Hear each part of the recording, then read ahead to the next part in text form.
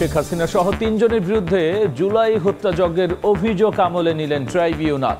প্রথমবার বিচার কাজ সরাসরি সম্প্রচার, সর্বোচ্চ সাজা সম্পত্তি বাজেয়াপ্তের আবেদন। হাইকোর্টের রায় বাতিলে নিবন্ধন ফিরে পাওয়ার পথ তৈরি হলো জামায়াতের। প্রতীকের বিষয়ে সিদ্ধান্ত নেবে নির্বাচন কমিশন। রায় পর্যালোচনা করে পদক্ষেপ নেবে ইসি। ডিসেম্বরে নির্বাচন দিলে সসম্মানে বিদায় নিতে পারবেন ডক্টর ইউনূস। দেরি হলে অনিশ্চয়তায় পড়বে ভোট, বলছে বিএনপি। রোডম্যাপ না দিয়ে বারবার আলোচনায় হতাশা। টানা বৃষ্টিতে টিলাধস, সিলেটে প্রাণ গেল একই পরিবারের 4 জনের। ভারী বর্ষণ ও উজানের ঝলে বিপদসীমার ওপরে বইছে উত্তর পূর্বের নদ নদী, ডুবেছে নিম্নাঞ্চল। এবং হঠাৎ অচেতন ব্যাংক ম্যানেজার সহ 6 জন উদ্ধার করে হাসপাতালে ভর্তি, লকার অক্ষত। আইএফআইসির কুলিয়ারচর উপশাখায় গ্যাসের গন্ধ, সিসিটিভি ফুটেজ খতিয়ে দেখছে পুলিশ।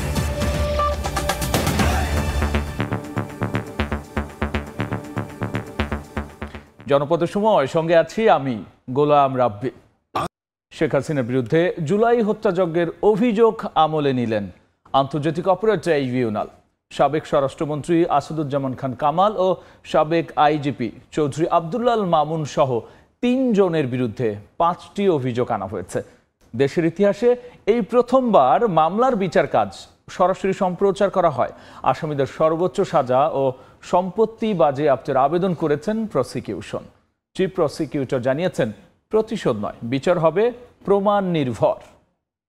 সংগঠিত অপরাধসমূহ আসামি শেখ হাসিনা, আসাদুজ্জামান কামাল, আসামি চৌধুরী আব্দুল্লাহ আল মামুনের বিরুদ্ধে জুলাই জুড়ে হত্যাযজ্ঞ চালাতে কি কি করেছিলেন শেখ হাসিনা তা যখন ট্রাইব্যুনালে তুলে ধরেন চিফ প্রসিকিউটর, তখন এজলাসে পিন পতন নীরবতা। শেখ হাসিনা সহ 3 আসামির আনুষ্ঠানিকভাবে বিচার শুরুর প্রক্রিয়া দেশের ইতিহাসে প্রথমবারের মতো সরাসরি সম্প্রচার করা হয়।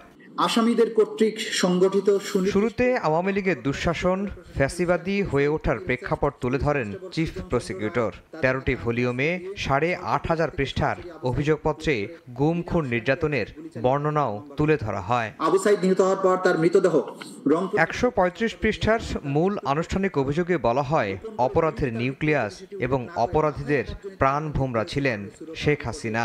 গ্যাং অফ 4 হিসেবে ওবায়দুল কাদের, আসাদুজ্জামান খান কামাল, সালমান এফ রহমান, আনিসুল হকের নাম উল্লেখ করেন তিনি। 4 জন ব্যক্তিকে নিয়ে একটা বিশেষ কমিটি ছিল। সেই কমিটি বসে,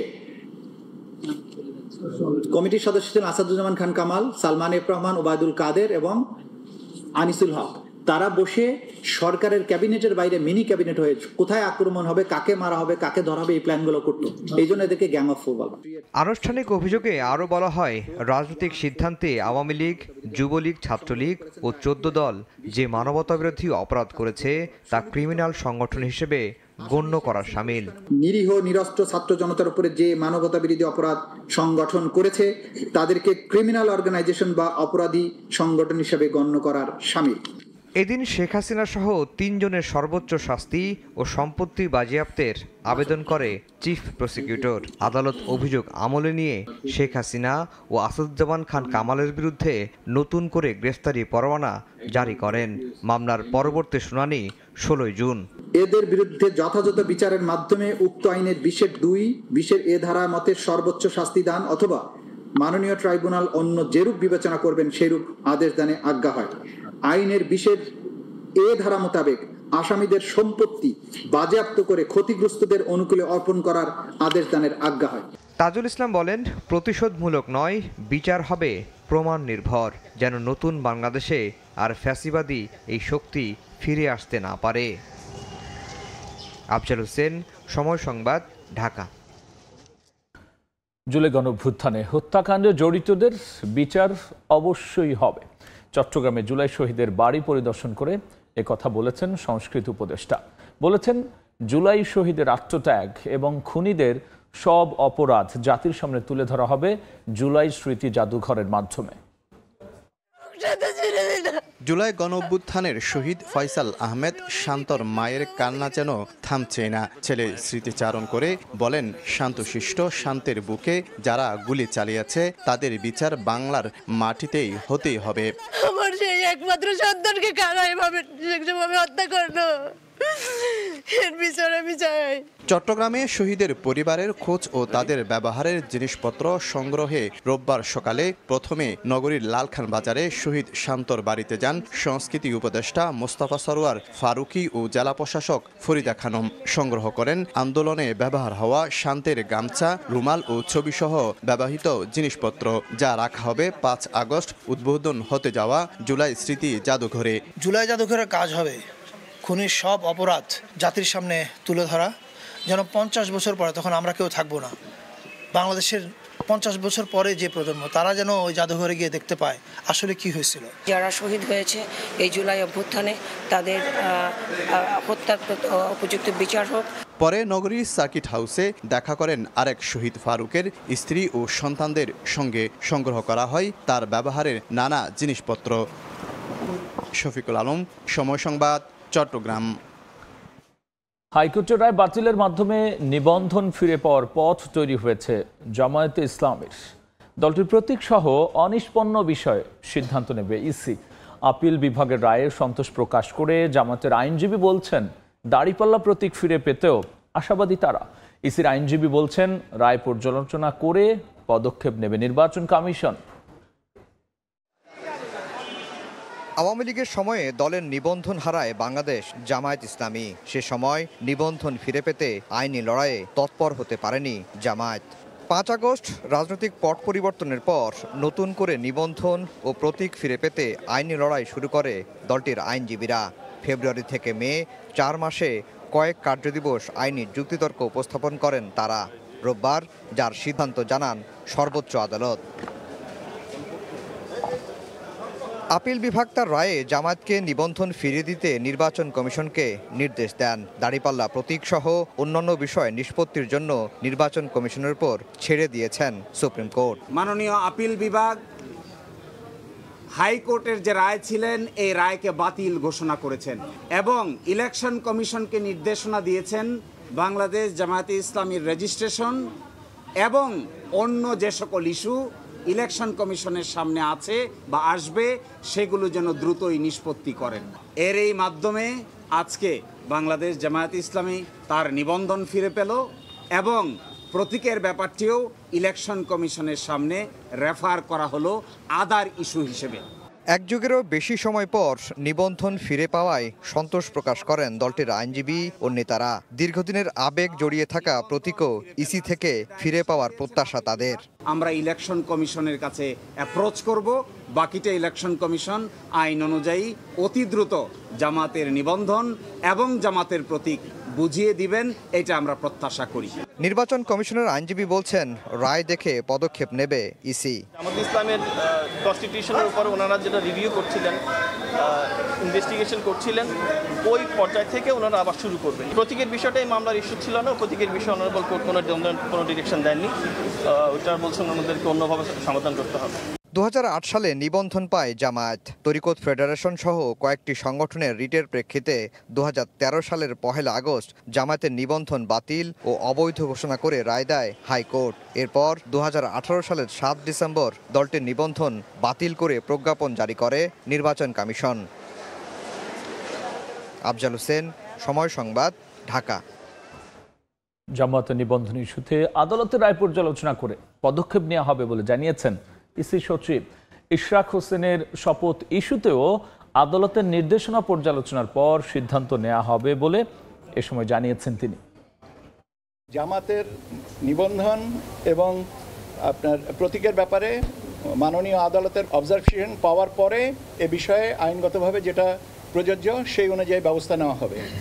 দ্বিতীয়টা হচ্ছে যে আপনার জনাব ইশরাকের ব্যাপারেও আমরা মাননীয় আদালতের কোনো নির্দেশনা এখনো পাইনি। কিছু অবজারভেশন এবং নির্দেশনা যেটা আসবে আমরা সেই অনুযায়ী আমাদের এখান থেকে ব্যবস্থা নেওয়া হবে। ডিসেম্বরে নির্বাচন দিলে সসম্মানে বিদায় নিতে পারবেন প্রধান উপদেষ্টা, আর দেরি করলে ষড়যন্ত্রের মুখে পড়ে অনিশ্চিত হয়ে যাবে ভোট। তাই ন্যূনতম ঐকমত্যের ভিত্তিতে অন্তর্বর্তী সরকারকে নির্বাচনমুখী হওয়ার আহ্বান জানিয়েছেন বিএনপির নেতারা। নির্বাচনী রোডম্যাপ ঘোষণা না করে দফায় দফায় আলোচনার উদ্যোগে হতাশা জানান তারা। একটা অনুসরণ করি বলে বিএনপির প্রতিষ্ঠাতা ও সাবেক রাষ্ট্রপতি জিয়াউর রহমানের ৪৪তম মৃত্যুবার্ষিকী উপলক্ষে জাতীয় প্রেস ক্লাবে আলোচনা সভার আয়োজন করে বাংলাদেশ সম্মিলিত পেশাজীবী পরিষদ। এতে যোগ দিয়ে নির্বাচন প্রসঙ্গে কথা বলেন বিএনপির জ্যেষ্ঠ নেতারা। ডিসেম্বরে শুধু একটি দল নির্বাচন চায়, প্রধান উপদেষ্টার এমন মন্তব্যের সমালোচনা করে তারা বলেন, জাতিকে দ্বিধা বিভক্ত করছেন ডক্টর ইউনূস। আপনার উপরে যেখানে আমাদের এত বড় বিশ্বাস, আপনি কেন দেশের জনগণকে বা বিদেশের নাগরিকদের আপনারা কেন ভুল পথে পরিচালিত করবেন, কেনই বা আমাদের মধ্যে একটা বিভ্রান্তি সৃষ্টি করবেন? ডিসেম্বরের মধ্যে নির্বাচন দিলে আপনার সম্মানের সাথে একটি নির্বাচিত সরকারের কাছে ক্ষমতা দিয়ে আপনারা বিদায় দিতে পারেন।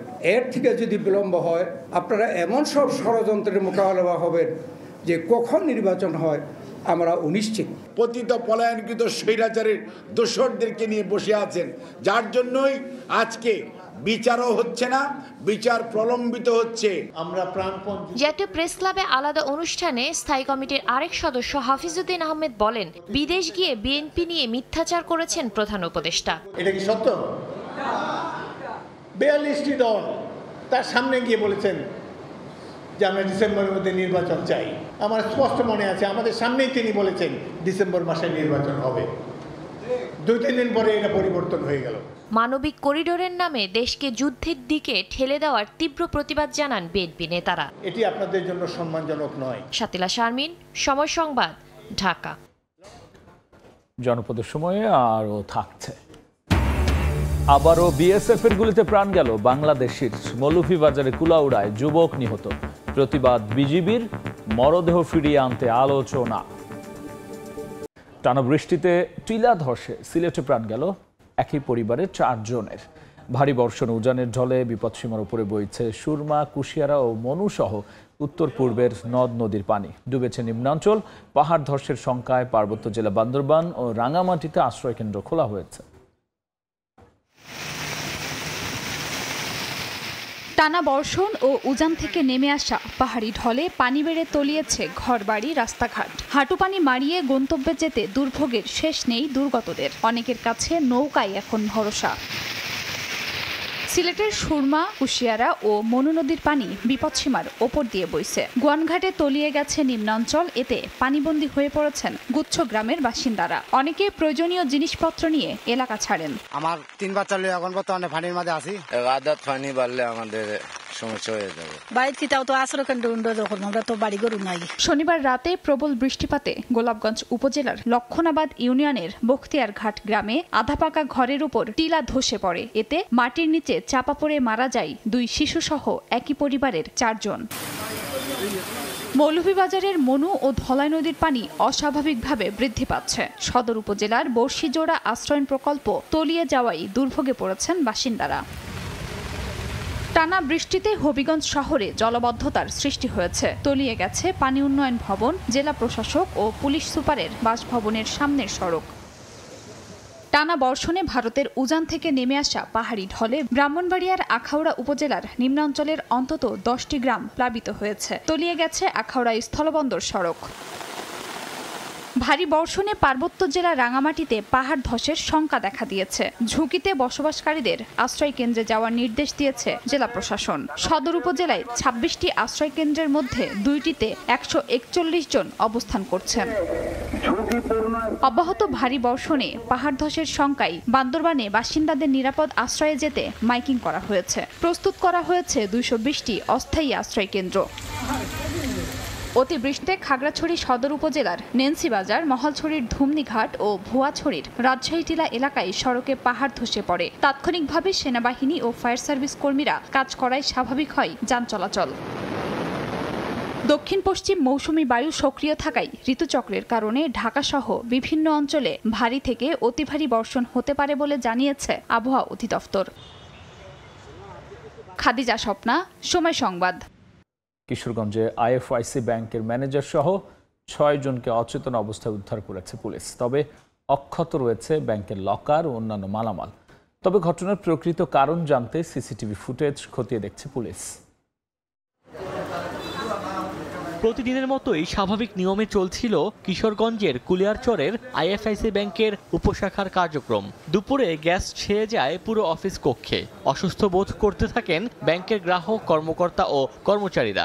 এরপরই অচেতন হয়ে পড়েন ব্যাংক ম্যানেজার, সিকিউরিটি গার্ড সহ 6 জন। খবর পেয়ে ঘটনাস্থলে এসে তাদের হাসপাতালে পাঠায় পুলিশ। কি এমন যেন একটা গন্ধ, মানে গরম গরম লাগতেছে, সবাই অসুস্থ হয়েছে, মানে ম্যানেজার অনেকক্ষণ পরে হয়েছে। আমরা চাই দ্রুত এই ঘটনার তদন্ত হোক। তবে অক্ষত রয়েছে ব্যাংকের লকার। কিভাবে এই ঘটনা ঘটেছে সিসিটিভি ফুটেজ খতিয়ে দেখছে পুলিশ। এখানে একটা বিষাক্ত গ্যাসের কোনো নিঃসরণ ঘটে থাকতে পারে, এটা আমরা আরও তদন্ত করে দেখব আসলে মূল ঘটনাটা কি। কুলিয়ারচর উপজেলায় 4 বছর ধরে কার্যক্রম পরিচালনা করছে আইএফআইসি ব্যাংক। সময় সংবাদ, কিশোরগঞ্জ। জনপদের সময় আরও থাকছে। বৈরী আবহাওয়ার মধ্যেই হাটে আসছে কোরবানির পশু, বাড়ছে ক্রেতার ভিড়। শেষ 3 দিনে বেশি বিক্রির আশা। স্বাস্থ্য সুরক্ষায় প্রাণী সম্পদ বিভাগের মেডিকেল টিম মৌলভীবাজারের কুলাউড়ায় বিএসএফের গুলিতে প্রাণ গেল বাংলাদেশি যুবকের। এই ঘটনায় কড়া প্রতিবাদ পাঠিয়েছে বিজিবি। সংবাদ বিজ্ঞপ্তিতে বিজিবি 46 ব্যাটালিয়ন জানায়, গত 30 মে সকালে অবৈধভাবে সীমান্ত অতিক্রম করে ত্রিপুরার উনকোটি জেলার দেবীপুর এলাকায় প্রবেশ করছিল প্রদীপ বৈদ্য নামে এক যুবক। এ সময় বিএসএফের গুলিতে মারা যান তিনি। মরদেহ উদ্ধার করে হাসপাতালে নিয়ে যায় বিএসএফ। মৃতদেহ ফিরিয়ে আনতে উভয় দেশের সীমান্তরক্ষী বাহিনীর মধ্যে আলোচনা চলছে। কতক্ষণ দূরে? 100 কিলোমিটার দূরে। 100 কিলোমিটার দূরে প্যাকেজ করা যাইছে। আমার টেলিভিশনে বুঝবো নি যে 3-4 হাজার টাকা গাড়ি ভাড়া দিয়া যায়। কোন দিকে সীমানা? সুন্দরবনে দেশি বিদেশি পর্যটক প্রবেশ ও নদী খালে মাছ ধরায় 3 মাসের নিষেধাজ্ঞা শুরু হয়েছে। মাছের প্রজনন মৌসুম ও বন্য প্রাণীদের বিচরণ নির্বিঘ্ন করতে 1 জুন থেকে শুরু হওয়া নিষেধাজ্ঞা চলবে 31 আগস্ট পর্যন্ত। এ সময় বনে প্রবেশ করতে পারবে না কোনো নৌযান। একই সঙ্গে দেওয়া হয়েছে পর্যটন নিষেধাজ্ঞা। এদিকে নিষেধাজ্ঞাকালীন সহায়তার দাবি জানিয়েছেন পর্যটন খাত সংশ্লিষ্টরা। বৈরী আবহাওয়া উপেক্ষা করেই দেশের বিভিন্ন হাটে জমে উঠেছে কোরবানির পশু বেচাকেনা। ছোট মাঝারি আকারের গরুর চাহিদা বেশি। পশুর স্বাস্থ্য সুরক্ষায় কাজ করছে প্রাণী সম্পদ বিভাগের মেডিকেল টিম। সপ্তাহখানেক বাদেই কোরবানির ঈদ, তাই পছন্দের পশু কিনতে বৈরী আবহাওয়া উপেক্ষা করে হাটে আসছেন ক্রেতা বিক্রেতারা। হাটে ছোট বড় বিভিন্ন আকারের পশু উঠলেও ছোট ও মাঝারি আকারের পশুর চাহিদা একটু বেশি বলে জানিয়েছেন বিক্রেতারা। চাহিদা মতো পশু কিনতে পেরে খুশি ক্রেতারা। 200 কেজি ওজন গরুর দাম করে 25-28, 30 বেজে গেলাম, লস হয়ে যাবে। দাম কম আমাকে পড়তে হচ্ছে না, যা খরচ পড়ছে এখন লস হয়ে যায়। দেশাল গরু হিসাবে এখানে পাওয়া যায় এবং দামও রিজনেবল, একদম ওইরকম আহামরি বেশি না, আবার যে কম ওইটাও না। সিসি ক্যামেরা লাগানো আছে এবং জাল টাকা শনাক্ত করার জন্য আমাদের যে 3টা কাউন্টার আছে এবং 3টা কাউন্টারে 3টে মেশিন বসানো আছে। প্রতারক চক্র, চাঁদাবাজি ও ছিনতাইকারীর কবল থেকে রক্ষায় পশুর হাটগুলোতে নিরাপত্তা ব্যবস্থা জোরদার করেছে প্রশাসন। আইন শৃঙ্খলা সম্পর্কিত কার্যক্রম বৃদ্ধি করেছি, বিশেষ করে হাইওয়েতে যাতে ডাকাতি না হতে পারে এজন্য আমরা চেকপয়েন্ট এবং বিশেষ টহলের ব্যবস্থা রেখেছি। পশু স্বাস্থ্য সুরক্ষায় হাটগুলোতে কাজ করছে প্রাণী সম্পদ বিভাগের মেডিকেল টিম। ক্রেতার চাহিদা মতো আমরা গরু কেনার পরে একটু পরীক্ষা নিরীক্ষা করে দেই, কেনার আগেও আমরা পরীক্ষা করি। সীমান্ত দিয়ে পশু অনুপ্রবেশ ঠেকাতে কড়া নজরদারির কথা জানিয়েছে প্রাণী সম্পদ বিভাগ। মনিরুজ্জামান প্রান্ত, সময় সংবাদ। জনপদের সময় শীর্ষ সংবাদ জানিয়ে দিচ্ছে আরও একবার। শেখ হাসিনা সহ 3 জনের বিরুদ্ধে জুলাই হত্যাযজ্ঞের অভিযোগ আমলে নিলেন ট্রাইব্যুনাল। প্রথমবার বিচার কাজ সরাসরি সম্প্রচার। সর্বোচ্চ সাজা সম্পত্তি বাজেয়াপ্তের আবেদন। হাইকোর্টের রায় বাতিলে নিবন্ধন ফিরে পাওয়ার পথ তৈরি হলো জামায়াতের। প্রতীকের বিষয়ে সিদ্ধান্ত নেবে নির্বাচন কমিশন। রায় পর্যালোচনা করে পদক্ষেপ নেবে ইসি। এবং ডিসেম্বরে নির্বাচন দিলে সসম্মানে বিদায় নিতে পারবেন ডক্টর ইউনূস। দেরি হলে অনিশ্চয়তায় পড়বে ভোট, বলছে বিএনপি। রোডম্যাপ না দিয়ে বারবার আলোচনায় হতাশা।